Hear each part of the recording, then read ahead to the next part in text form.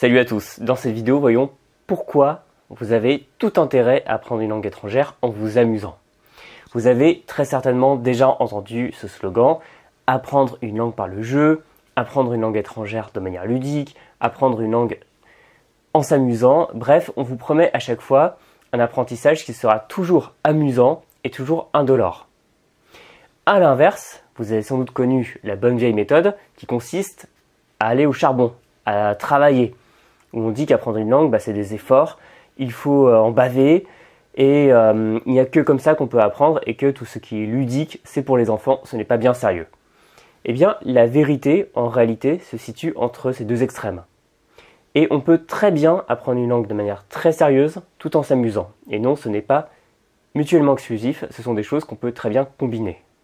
Vous avez sans doute connu l'apprentissage scolaire, comme à l'école. Donc vous avez peut-être eu de la chance avec de bons profs, mais je connais énormément de personnes qui m'ont dit avoir eu un apprentissage difficile, où ils avaient l'impression de ne pas comprendre, de ne pas être valorisés, d'être nul en langue, ce qui s'est soldé bien par une mauvaise note au bac, par une croyance marquée au fer rouge, en une incapacité à parler une langue. Pour beaucoup de gens, les langues, c'était aussi le prof qui vous interroge comme ça, alors vous essayez de vous faire tout petit, qui vous expose devant tout le monde, vous ne savez pas répondre, c'est humiliant pour vous.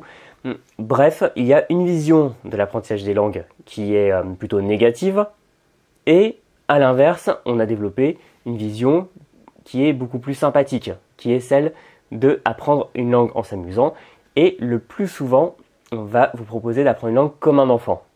Mais d'ailleurs, comment les enfants apprennent-ils à la base, de manière naturelle? Eh bien, ils apprennent par le jeu. Si vous regardez un enfant, il va utiliser plein de jeux, ce n'est pas simplement pour perdre son temps, mais c'est pour acquérir les fonctions motrices, cognitives, langagières, etc., qui vont lui permettre de survivre. Parce que sans ces compétences, un être humain ne peut pas survivre. Pour les animaux, c'est pareil. Si vous regardez les petits des animaux, surtout les mammifères, que ce soit les chiots, les oursons ou que sais-je, eh bien, ils vont apprendre beaucoup de choses par le jeu. Ils ne vont pas simplement faire ça pour se divertir, mais pour répéter des comportements, par exemple un comportement de chasse pour un prédateur. Eh bien, tout ça, ça vient par le jeu. L'apprentissage des fonctions les plus importantes, les plus basiques, viennent par le jeu. Donc le jeu est fondamental à l'apprentissage, mais aussi à la survie. Et le jeu, qu'est-ce que c'est fondamentalement? Eh bien, c'est une expérience où on va mettre en pratique certaines choses avec un aspect ludique qui va vous apporter une récompense, qui va être plaisant en soi. Vous allez avoir un certain comportement, tester certaines choses et avoir une récompense. Et cette récompense va être associée à une sécrétion de dopamine. Donc la dopamine, qu'est-ce que c'est? C'est un neurotransmetteur qui est caricaturé parfois comme étant l'hormone du plaisir. On peut dire que c'est plutôt l'hormone de la récompense. Quand vous faites une action, il y a une sorte de boucle d'action qui se met en place et à la fin, vous avez la fin de cette action, la récompense qui est une sécrétion de dopamine. Et il y a des liens qui ont été établis par des études, que vous trouverez ci-dessous dans la description de la vidéo, entre d'une part la dopamine et l'apprentissage et aussi la motivation. Et ça, ce sont deux choses qui sont fondamentales. Si vous avez un apprentissage qui est plaisant, eh bien vous allez le faire dans les meilleures conditions possibles. Et ça va aussi toucher à la motivation. Parce que une langue étrangère, qu'est-ce que c'est dans son apprentissage? Eh bien c'est la répétition d'actions pour améliorer votre compréhension orale, améliorer votre prononciation, améliorer votre grammaire, étoffer votre vocabulaire. Et vous allez recommencer sans arrêt. Et donc si vous avez une sorte de jeu qui se met en place, vous allez avoir cet apport de dopamine et ça va gonfler votre motivation, ce qui va vous amener à continuer à remettre une pièce dans la machine si on veut, toujours à perfectionner vos connaissances pour devenir bien meilleur dans vos capacités langagières. Ce qu'il est important de comprendre ici, c'est que le jeu, ce n'est pas quelque chose de puéril, ce n'est pas quelque chose d'accessoire. C'est au contraire mettre votre cerveau dans les conditions naturelles, optimales, pour apprendre une langue étrangère. Il faut comprendre que le jeu n'est pas à bannir, mais au contraire, il est à mettre au centre de votre apprentissage. Et comme le disait l'historien néerlandais Johan Huizinga, désolé pour la prononciation, dans un livre qu'il a écrit en 1938, l'être humain est un homo ludens, donc un homme qui joue. Et le jeu est au centre de la culture, le jeu fait partie intégrante de toute culture, et va conditionner les activités humaines. Donc, si vous voulez apprendre une langue de la meilleure façon, il faut le voir comme un jeu.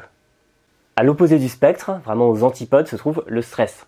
Et là, le stress va détruire votre apprentissage. Parce que si vous êtes en situation de stress, eh bien, vous n'allez pas pouvoir apprendre dans les meilleures conditions. Vous allez vous tirer une balle dans le pied. C'est pour ça que si votre apprentissage à l'école a été associé à du stress, eh bien, vous avez été dans les pires conditions possibles pour apprendre. Je me souviens, il y avait des contrôles de certaines matières où j'étais moins bon. Je trouvais ça stressant quand tu approchais le contrôle. En plus, il était long, c'était 4 heures. Et à la fin, c'était éventuellement la mauvaise note. Voilà, il n'y a rien qui va. Et ça vous met dans une situation de stress. Une situation de stress, c'est quoi? C'est, en gros, pour faire simple, une sécrétion de cortisol, qui est une autre hormone, qui est l'hormone associée au stress. Et ça va mettre votre cerveau dans un état d'esprit où vous allez avoir envie de fuir. Où vous allez être face à une situation avec un résultat attendu qui sera négatif, donc une forme de danger. Vous allez le percevoir inconsciemment comme un danger, et votre cerveau va vous envoyer un message très clair, c'est « barre-toi, va-t'en, le plus vite possible ». Et impossible dans ces conditions d'apprendre correctement. Parce qu'il a été démontré que le stress allait à l'encontre de la motivation, mais aussi de la mémorisation. Parce que quand vous y réfléchissez, repensez à un moment très stressant que vous avez vécu. Eh bien, vous allez vous rendre compte que vous n'avez pas forcément des souvenirs très clairs de ce moment. Ou même si vous l'avez vécu à plusieurs, eh bien si vous interrogez les autres personnes, vous allez vous rendre compte qu'elles n'ont pas forcément le même récit que vous. Eh bien c'est parce que les souvenirs se forment assez difficilement en situation de stress. Et quand on apprend une langue, eh bien il faut créer de nouveaux souvenirs sur des informations nouvelles. Et c'est pour cette raison précisément que le stress vous rend entre guillemets bête, le stress rend stupide. Quand on est stressé, on a l'impression que le cerveau ne veut plus fonctionner. Et si par exemple vous êtes habitué à ce que les choses ne se passent pas bien dans une langue, quand vous allez parler par exemple avec un locuteur natif, vous allez être stressé et vous allez vous attendre à ce que ça se passe mal, par exemple que la personne ne comprenne pas. Et vu que vous serez stressé, justement, vous n'arriverez pas à parler et vous n'arriverez pas à progresser. Donc, c'est pour ça qu'il est important de voir votre apprentissage comme un jeu, quelque chose de plaisant, quelque chose de ludique, quelque chose où il n'y a pas de conséquences négatives, plutôt que comme une situation stressante. Et ce que je vous invite à faire aujourd'hui, c'est de retrouver de l'optimisme dans votre apprentissage. Parce que si vous pensez être nul en langue, si vous partez de ce présupposé, ça ne marchera jamais. Alors qu'à l'inverse, il faut vous dire que vous aurez une récompense. Parce que si ce qui vous attend, c'est un châtiment, c'est-à-dire une mauvaise note, des moqueries, quelqu'un qui ne vous comprend pas, qui fronce les sourcils, eh bien forcément que vous allez être stressé. Et si à l'inverse, vous vous dites que dans tous les cas, tout ira bien et que vous aurez forcément une récompense, eh bien là, ce sera beaucoup plus simple. Donc, il faut se sortir d'une vision où vous allez être perdant sur le court terme, mais d'une vision où vous allez, dans tous les cas, être gagnant sur le long terme. Imaginons, par exemple, que vous ayez fait une course avec une personne. Vous avez couru et cette personne vous a battu. Vous avez deux possibilités dans la lecture de cet événement. Soit une vision court-termiste, c'est-à-dire cette personne vous a battu, vous avez perdu, c'est vrai, c'est indubitable. Ou alors, vous pouvez considérer que vous avez fait une course, vous avez fait progresser votre cardio, vos muscles, etc. et que la prochaine fois, ça se passera mieux. Vous êtes peut-être perdant dans un premier temps, mais sur le temps long, vous serez gagnant. Eh bien, c'est la différence entre ce qu'on appelle un jeu fini et un jeu infini, qui est une notion qu'on doit à l'américain James Cars, qui a écrit un livre qui s'appelle Finite and Infinite Games. Il y a deux types de jeux. Il y a les jeux finis. Un jeu fini, par exemple, ça va être une compétition, ou une partie d'échecs, ou n'importe quelle situation où il y aura un gagnant, des perdants, un classement, etc. Et un jeu infini, c'est un jeu qui se répète justement à l'infini, dans lequel on devient à chaque fois meilleur et on est forcément gagnant à la fin. Et si vous y réfléchissez bien, dans l'apprentissage des langues, il y a très peu de parties qui sont des jeux finis. Peut-être qu'il y aura par exemple un examen qui sera plutôt même un concours du type agrégation, CAPES ou que sais-je, de langue, où il y aura un certain nombre de personnes qui seront reçues et d'autres qui seront recalées. Ça, c'est un jeu fini. À la rigueur, on peut voir les examens où il y a un nombre potentiellement maximal de personnes reçues que vous allez réussir ou rater. C'est possible, ça existe. Mais c'est l'immense minorité des cas. Et dans la majorité des cas, votre apprentissage que vous allez répéter chaque jour, ça va être plutôt un jeu infini. Un jeu que vous allez répéter sans arrêt, où il y aura des moments où ça ne se passera pas bien, c'est vrai.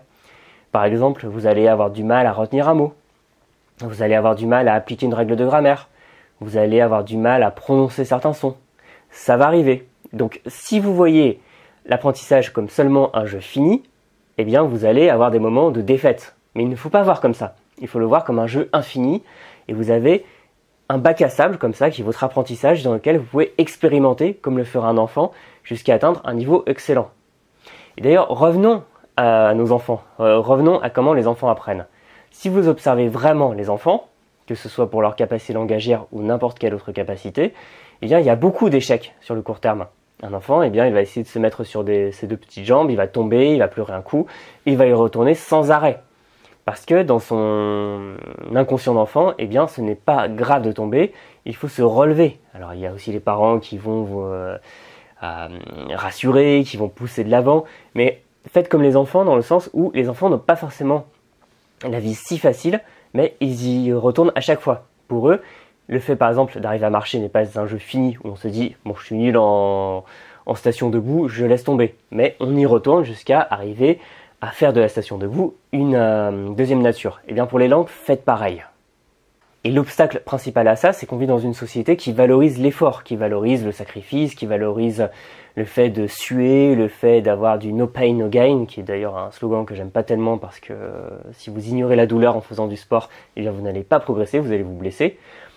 Mais en réalité, on peut faire les deux. Comme je vous disais, un enfant, eh bien, il apprend aussi par l'expérimentation et parfois il chute. Et vous pouvez très bien avoir une vision de jeu sérieux. Parce que, qu'est-ce qu'un jeu, fondamentalement ? C'est une situation que vous allez considérer comme un jeu. Parce que il n'y a pas que les jeux, ou par exemple un jeu vidéo ou un jeu de société ou des choses plutôt vues comme plaisantes, qui vont être approchées de manière ludique, mais on peut faire n'importe quoi. On peut faire son travail de manière ludique. On peut faire un sport très exigeant de manière ludique. Et c'est ce qui amène d'ailleurs Jess Shell, dans un livre que je vous recommande, L'art du game design, à se poser la question de qu'est-ce qu'un jeu. Et il est arrivé à la conclusion, en tant que concepteur de jeu, en tant que game designer, comme on dit aux États-Unis, que en réalité, un jeu, c'est simplement une activité de résolution de problèmes approchée d'une manière ludique. C'est-à-dire qu'au lieu de voir ça comme un travail, comme quelque chose de contraignant, de stressant, de dévalorisant, eh bien vous allez approcher l'activité de manière ludique. Et c'est pour ça qu'il y a des gens qui font des activités qui sont très exigeantes, par exemple des sports où on peut se blesser, des sports violents, des sports dangereux, voilà ce genre de choses, mais toujours en approchant ça comme un jeu, comme quelque chose de très sympathique, même s'il faut souffrir un peu, même si on est fatigué, même si on a des courbatures, même si on a le cerveau qui chauffe, eh bien pour les langues c'est pareil. Vous pouvez et vous devez voir votre apprentissage comme le jeu le plus sérieux possible. Et pour reprendre une phrase d'Einstein, le jeu est la plus haute forme de recherche, et quand vous voulez faire quelque chose d'extrêmement sérieux, eh ben faites-le en vous amusant. Et le fait de vous amuser, de prendre du plaisir à l'activité, ce n'est pas que vous l'approchez de manière puérile, de manière superficielle, c'est au contraire que vous l'apprenez très au sérieux. Donc si à l'heure actuelle, vous avez peur d'échouer dans votre apprentissage, dites-vous que vous allez échouer très souvent, mais que ce ne sera pas grave. Ce sera une petite défaite dans un jeu fini, mais que dans le grand jeu infini de l'apprentissage d'une langue, eh bien, ce sera juste un mauvais moment à passer et que vous allez apprendre. Parce que de toute façon, dites-vous que vous n'aurez jamais de résultat, c'est-à-dire parler une langue sans passer par une phase où d'abord vous ne la parlez pas, ensuite vous la parlez mal, ensuite vous la parlez moyennement, etc. Il faut vraiment voir la chose comme un jeu et vous amuser. Donc même si vous faites des choses qui sont a priori peu appétissantes, comme par exemple consulter un livre de grammaire, eh bien pensez que ça fait partie d'un jeu, que ce sont les règles du jeu. Et quand vous écoutez un podcast, au lieu de vous dire « bon, il faut que j'essaie de comprendre, si j'arrive pas, mon oreille elle est nulle », dites-vous « j'essaie de comprendre le maximum, j'essaie d'améliorer ». Pareil, quand vous apprenez du vocabulaire, essayez à chaque fois d'améliorer votre rétention. Toujours voir ça comme un jeu et toujours chercher la récompense, toujours chercher l'aspect ludique plutôt que avoir peur d'échouer. C'est pour ça que pour moi, il est urgent de sortir d'une vision binaire où soit on apprend comme un enfant, sauf que ce serait un petit peu puéril et pas très sérieux tout ça, soit on va souffrir et on va en baver. Non, il faut arriver à concilier les deux et si vous y arrivez, eh bien vous allez d'une part y prendre du plaisir et d'autre part avoir des progrès extraordinaires. J'en dis pas plus, j'espère que cette vidéo vous a plu, vous a motivé et vous a poussé à considérer votre apprentissage comme un jeu très sérieux. Si vous voulez voir plus de vidéos sur les langues, vous pouvez vous abonner à cette chaîne. Et si vous voulez démarrer votre apprentissage de la meilleure façon qui soit, je vous propose une mini-formation gratuite de 40 minutes qui s'appelle 25 techniques pour apprendre votre vocabulaire. Elle est disponible gratuitement en vous inscrivant sur le site via le lien ci-dessous dans la description. Je vous dis à très bientôt. Amusez-vous dans votre apprentissage. Salut.